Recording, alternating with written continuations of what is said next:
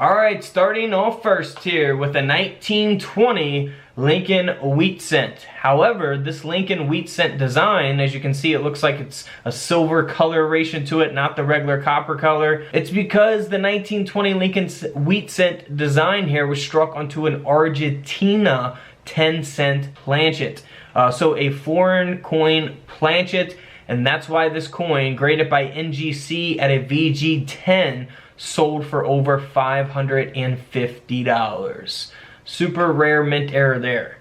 Now here is an even more valuable coin. This is a 1928 Lincoln wheat cent design that was struck onto a silver 10-cent planchet. So that's going to be in this year range. This would be struck onto a Mercury dime planchet and silver planchet, and this coin is graded by PCGS at an XF45, extra fine 45, and this coin ended up selling for over $4,300. Wow, a $4,000 coin there. Now here is a 1928 S mint mark silver Mercury dime that has been struck 20% off center. It is graded by PCGS at a mint state 65 with full bands. So all bands must be complete. Here's an example of that. The bands cannot be worn down or anything. You know, high grade examples of Mercury dimes with the full bands can sell for a lot of money. This one being at a mint state 65 and also being struck off center is what gives the coin its value. So this dime ended up selling for over $1,300.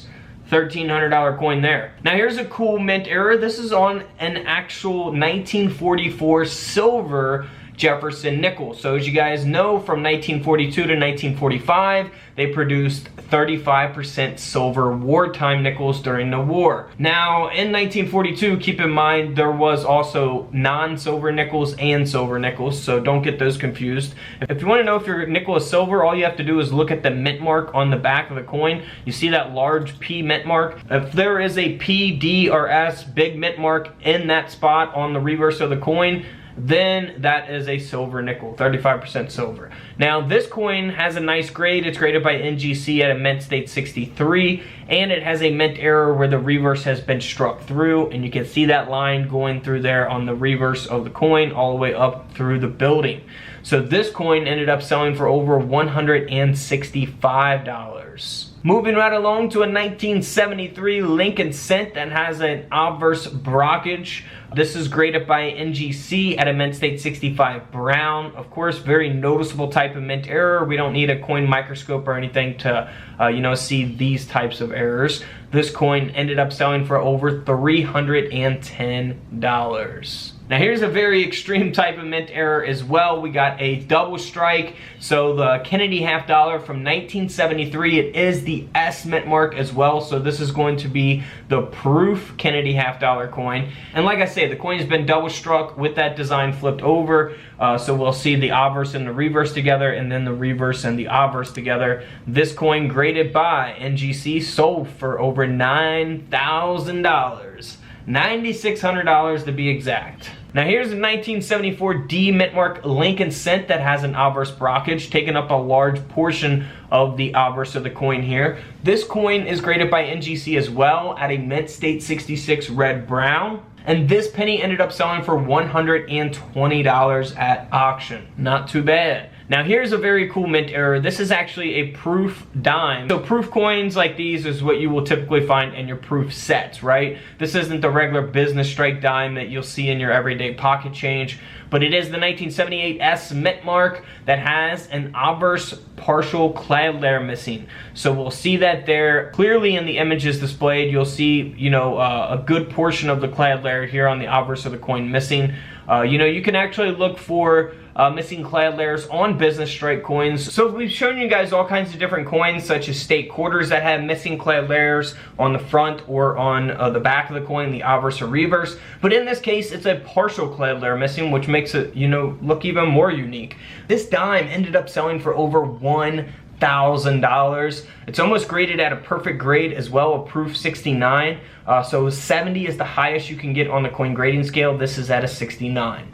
Now here is a 1980 P mint mark Kennedy half dollar coin that was actually struck As you can see, the whole design doesn't fit on there because it was actually struck onto a Susan B. Anthony $1 coin planchet. So you guys know the Susan B. Anthony dollar coins. This Kennedy half-dollar coin was struck onto one of those planchets, and that's why this coin sold for nearly $1,000. Now here's a 1984 S mint mark Lincoln cent design that was struck onto a 10-cent planchet. So a Roosevelt dime planchet, very expensive coin here. This is also a proof coin, and this coin ended up selling for nearly $2,000.